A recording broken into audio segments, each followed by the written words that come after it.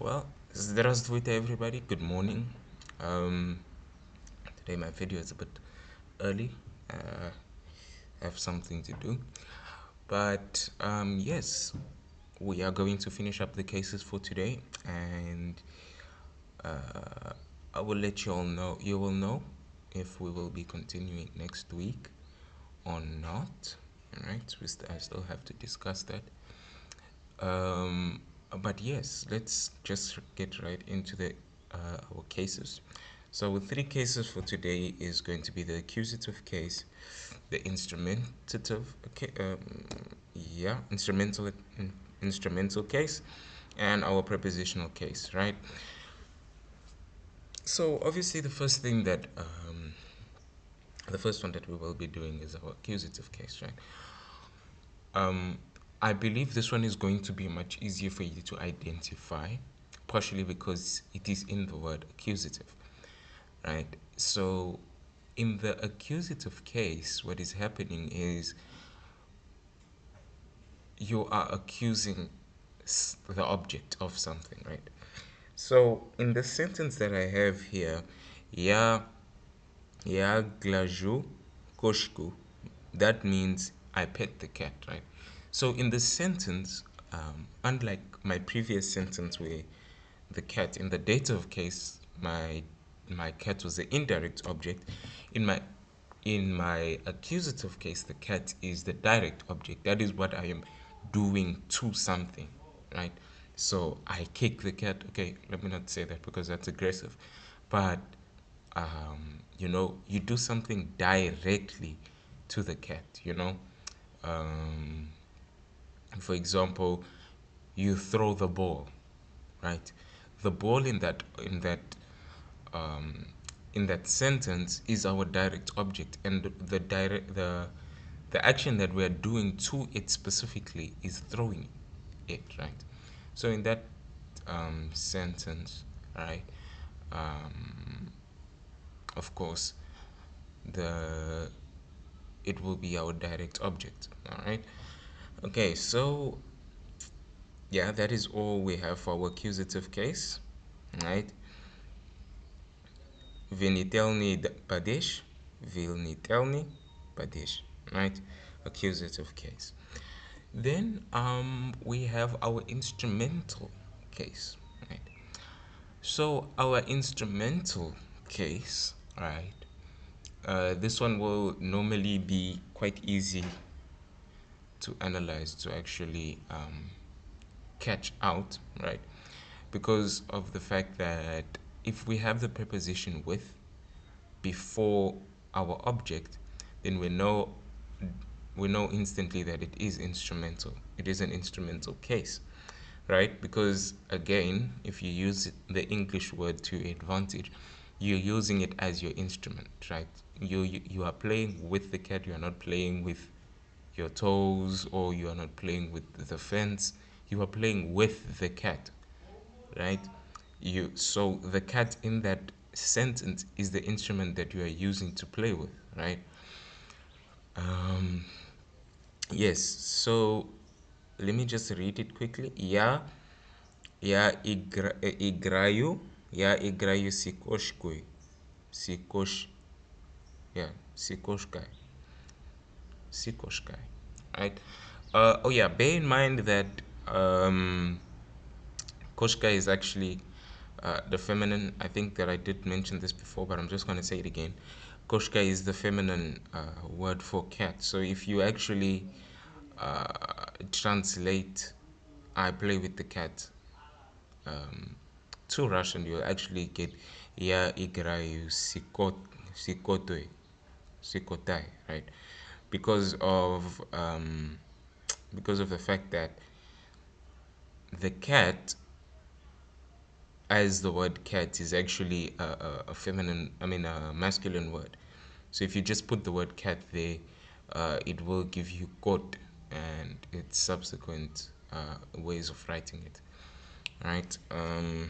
Right. So here we see that our a from the original koshka is changing into u, right, in the accusative case. And in the instrumental case, it's changing to I, right? The A is turning to I. So Tovoritel, Tovoritelni Padesh, instrumental case, right? Pretty simple. If you see uh, the word see, then you know it's with, right? So you will know very well. You will know that the word that comes after it, the subject that comes after it, will definitely make the sentence instrumental, right? So that is our instrumental case. Tovorit, Tovoritelni Padish. Right, then our last and final one for today, we have our prepositional case. So this one is a bit, how can I say this? This is a bit tricky, right? For the mere fact that we see that the ending of koshkie, all right, koshkie there is the same as our ending in our date, no, it's supposed to be in our date of case. But anyway, that is not important. But the point I'm trying to make is that we would not necessarily know. Uh, it's not like there's a link between the two, right? Let me just see something. Okay, I apologize for that. Yeah, so there is no actual relativeness. It's not related in any way where you'd say that the prepositional case and dative case have something similar. They have something in common. No. Um, you know, it's just that you will know because let's let's just use the English word per se. Let's just use the English word to try and think about it, I guess.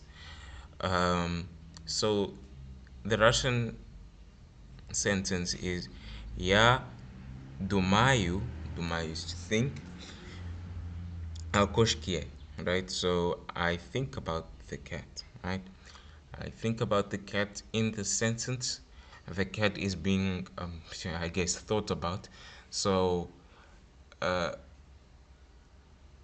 what? Let's try and define what a preposition is, right?